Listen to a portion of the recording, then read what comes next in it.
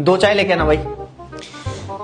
भाई मैं ये कह रहा था, अगर मोदी सरकार भी ऐसे ही जनता को फ्री का माल बांटने लगती तो भारत की हालत भी पाकिस्तान और श्रीलंका जैसी हो जाती।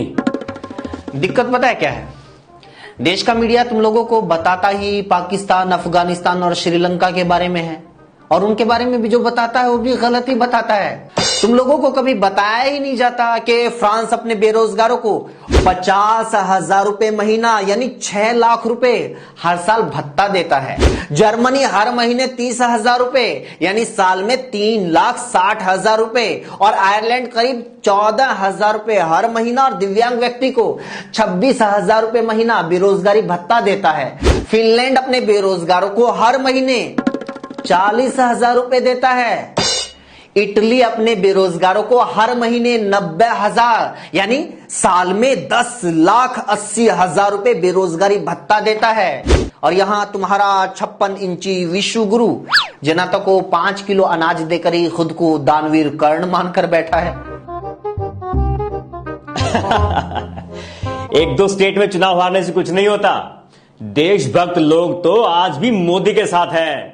देश का हर वो बंदा मोदी के साथ है जो अपने निजी स्वार्थों से ऊपर उठकर देश हित के बारे में सोचता है। मतलब? अरे मतलब ये कि सिर्फ वही लोग मोदी के खिलाफ वोट करते मिलेंगे जो मुफ्तखोर हैं। मुफ्तखोर मतलब? वही लोग जिन्हें मुफ्त का माल चाहिए, मुफ्त की बिजली, मुफ्त का पानी, सस्ता सिलेंडर चाहिए। ये बात किसने बताई? अरे किसी से पूछ लो। हमारे मुख्यमंत्री खट्टर को सुन लो, हमारे पीएम मोदी को सुन लो। मतलब जो जनता पैदा होने से लेकर मरने तक सरकार को लाखों करोड़ रुपए टैक्स देती है, अगर गलती से बदले में उसे 1,500 रुपए की कोई सरकारी रियायत मिल जाए तो वो जनता मुफ्तखोर है। और जो प्रधानमंत्री, मुख्यमंत्री, मंत्री, नेता जनता के टैक्स के पैसे से मुफ्त में बड़े बड़े कोठी बंगले, नौकर चाकर, ठाट बाट, सैलरी भत्ते लेते हैं, वो खुददार हैं। जो जनता 30 रुपए का पेट्रोल डीजल 100 रुपए में खरीदती है, तेल के ऊपर 3-3 गुना टैक्स देती है, बाइक और गाड़ी खरीदते हुए हजारों रुपए रोड टैक्स देती है, सड़क पर निकलती है तो फिर भी उसे सैकड़ों रुपए टोल टैक्स देना पड़ता है, फिर भी वो लंबे लंबे जाम में फंसी रहती है, जिसे टिकट खरीदने के बाद भी रोडवेज, ट्रेन और मेट्रो में सीट तक नहीं मिलती। वो जनता मुफ्तखोर है।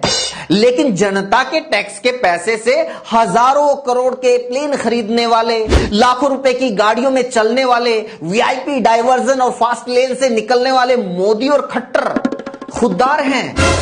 सरकार को 28% जीएसटी देकर भी सरकारी अस्पताल, एम्स और पीजीआई के ओपीडी के बाहर कभी ना खत्म होने वाली लाइन में खड़ी जनता मुफ्तखोर है। लेकिन हर काम में 40% कमीशन खाकर 5 स्टार होटल जैसे अस्पताल में फ्री चेकअप और प्राइवेट वार्ड का मजा लूटने वाले नेताजी खुददार हैं।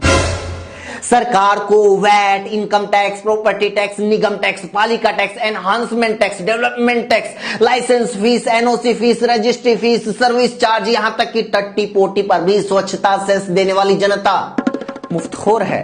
और उसी टट्टी पोटी पेशाब के सेस से बनने वाली चाय पीने वाली सरकार खुददार है।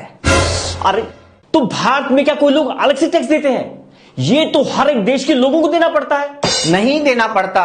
भारत के लोगों जितना टैक्स, हर चीज के ऊपर कई कई बार टैक्स किसी देश के लोगों को नहीं देना पड़ता। अगर Finland, Norway, Sweden, Germany, Denmark, Greece, UK, US जैसे देश जनता से टैक्स लेते हैं तो बदले में उन्हें अच्छी सुविधाएं, सुरक्षित कानून व्यवस्था, फ्री शिक्षा, फ्री इलाज जैसी सुविधाएं देते हैं। जो देश अपने नागरिकों को जितनी ज्यादा रियायतें और जितनी ज्यादा सुविधाएं देता है वही दुनिया का विकसित देश बनता है। लेकिन सरकार और मीडिया तुम्हें कभी ऐसे विकसित देशों के बारे में नहीं बताएगी। वो तो तुम्हें सिर्फ पाकिस्तान, अफगानिस्तान और श्रीलंका के बारे में बताएगी। पता है क्यों? क्यों? कभी तू जिंदगी में कहीं घूमने गया है? शिमला, मनाली, कहीं भी? हाँ, एक बार पापा मनाली लेकर गए थे। तो पहले पापा ने बताया होगा ना कि वहां कितनी ठंड पड़ती है, मौसम कैसा है, कैसे कैसे मुश्किल रास्ते हैं, कैसे पहाड़ हैं। हाँ, लेकिन ये तो अच्छी बात है ना, ताकि हम कहीं जा रहे हैं तो उसके लिए पहले से ही मेंटली प्रिपेयर रहें। एग्जैक्टली इसलिए सरकार और मीडिया आजकल दिन रात तुम लोगों को पाकिस्तान और श्रीलंका की कहानियां सुना रही है, ताकि वो देश को जहां लेकर जाना चाहती है उसके लिए देश पहले से ही मेंटली प्रिपेयर रहे।